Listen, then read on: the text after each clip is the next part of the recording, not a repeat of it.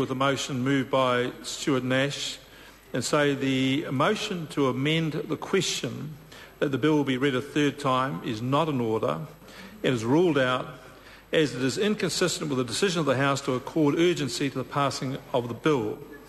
This is also consistent with my previous ruling that a motion to postpone the debate is out of order, as it is inconsistent with the decision of the House to accord urgency with the passing of the bill. And I would draw members' attention to Speaker's ruling 12.2 by Speaker Jack in 1976, when he says, when urgency is taken for the passing of a bill, this means passing through all stages. I call Dr. Russell Normal. Thank you, Mr. Speaker. I rise to speak on the third reading of the Taxation, GST and Remedial Matters Bill. Mr. Speaker, this has been a pretty ugly day for Parliament, if the truth be told. It's been pretty ugly for two reasons. Firstly, because Parliament has basically been bumped. Someone has dumped a 70-page amendment into Parliament this week, an amendment that's bigger than the bill itself that we're actually supposed to be addressing, and so they've dumped it on Parliament. The thing is that this isn't just your regular kind of bill that we're dealing with. Anyone who's been on Finance and Expenditure Committee for the tax bills knows how complicated the tax bills are, and actually how much we rely on our expert advisors, whether it's from IRD or whether it's the independent expert advisor, in order to understand tax bills, because they are a really, really complicated piece of law.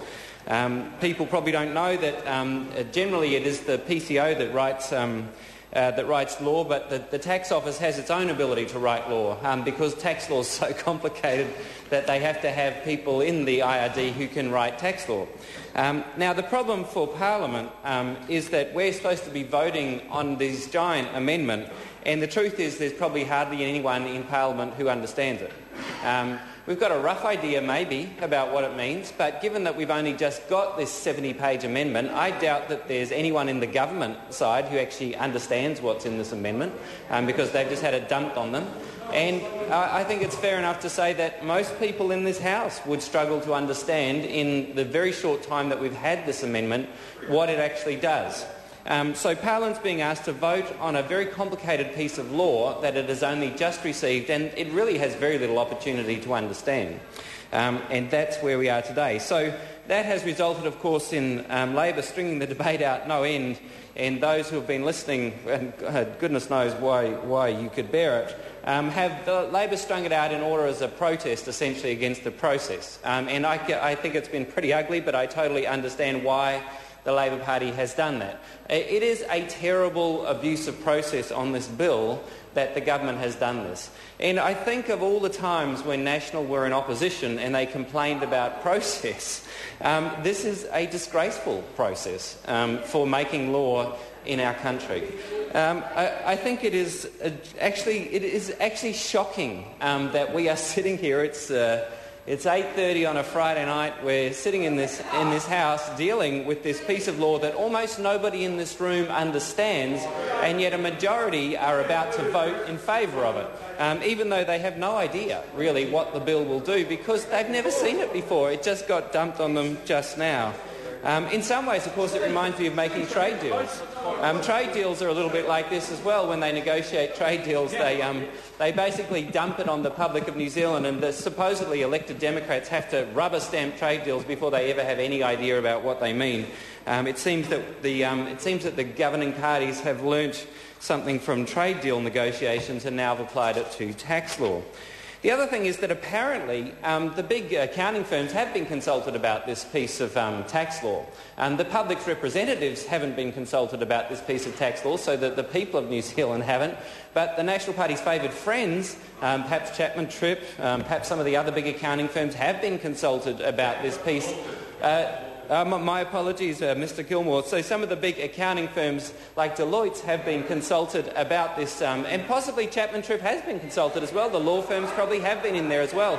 I mean, the National Party are very close to the big accounting firms and the big law firms, and basically anyone who has a lot of money that might give it to them. And so those big firms have been consulted, no doubt, about the content of this bill. The people who haven't been consulted are the publicly elected representatives who supposedly have to vote on this bill tonight. and yet they're the ones who haven't actually had a chance to read what's in this thing and actually fully comprehend it. I find it most peculiar when you think about the kind of coercive powers that the state exercises. Of course, one of the coercive powers is its police power to detain people and so forth, but the other coercive power is to take people's money off them. I mean, that's one of the things that we have, that this Parliament has the power to do. It has the power through taxation to take people's money off them. You would think that the laws governing the taking of people's money would deserve special scrutiny.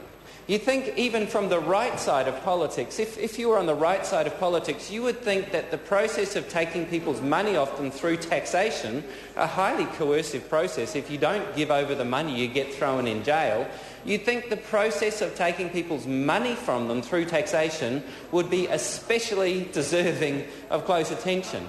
Well, I think that we've seen that the cynicism, the depth of the cynicism from National Act, and presumably I don't know if the Murray Party is going to vote for this thing, this terrible piece of legislation that's being hammered through the House tonight, but from the right side of politics, that they would vote for a piece of tax legislation that got dumped on the Parliament and is being hammered through the Parliament at 8:30 on a Friday night, before most people in this House, pretty much everyone in this House, has had a chance to really get their head around the whole thing. It is disgraceful that the ACT Party, I see Mr Boscawen sitting there from the ACT Party, the man who complained bitterly and at some length about parliamentary process, about Electoral Finance Act and all sorts of stuff.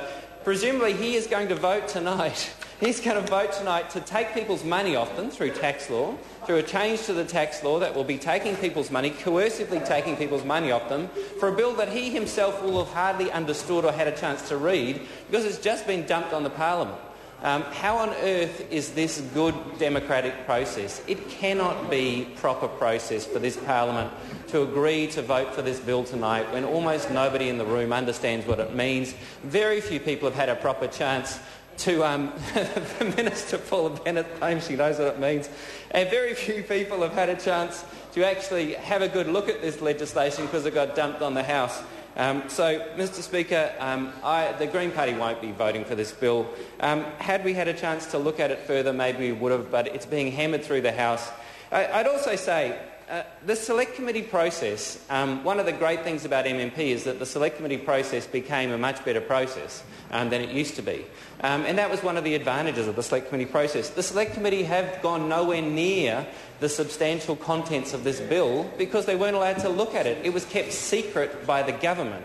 And then it's being hammered through the House tonight before anyone in the Select Committee has had a chance to look at it. Perhaps some members of the Select Committee as part of the government will look at it, but the Select Committee as a whole has had absolutely no chance to see this giant amendment, this supplementary order paper. So I would strongly urge anyone on the right who has any concern about the way that tax law is made to vote against a bill that's being hammered through the House in the middle of the night to make tax law. Thank you, Mr Speaker. I call the Honourable John